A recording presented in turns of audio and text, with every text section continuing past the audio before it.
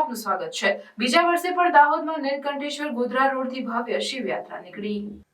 દાહોદથી Godhra road Neelkantheshwar મંદિર પરથી બીજા વર્ષે પણ ભવ્ય શિવયાત્રા નીકળી હતી। શિવયાત્રા પહેલા નીલકંઠેશ્વર મંદિર પર ભગવાન શિવની પૂજા અર્ચના કરવામાં આવી। ત્યારબાદ નીલકંઠેશ્વરથી ગોધરા રોડ દેસાઈવાડા ભાગની સમાજ થઈને નગરપાલિકા ચોકથી પરત નીલકંઠેશ્વર મંદિરે આ યાત્રાનું સમાપન થશે। યાત્રામાં અનેકો પ્રકારની ઝાંકીઓ જેમ કે અવધ રામ મંદિર અને મંદિરમાં ભગવાન શ્રી રામજી કા વિરાજમાન અને ગુજરાતી નૃત્ય જેવા અનેકો દ્રશ્યો જોવા મળ્યા હતા। તો આ ત્યાં જ પોલીસનો ચુસ્ત બંદોબસ્ત પણ કરવામાં આવ્યો હતો।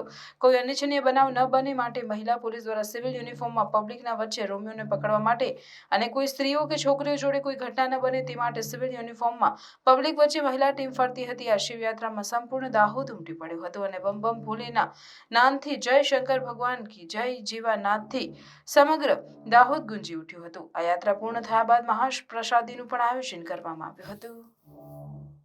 નીલકંઠેશ્વર મહાદેવ દ્વારા સમિતિ દ્વારા આયોજિત શિવ સવારી દાહોદમાં આ વર્ષે બીજી શિવ સવારી નીકળી છે ત્યારે દાહોદ નગરમાં અનેરો ઉત્સાહ જોવા મળે છે।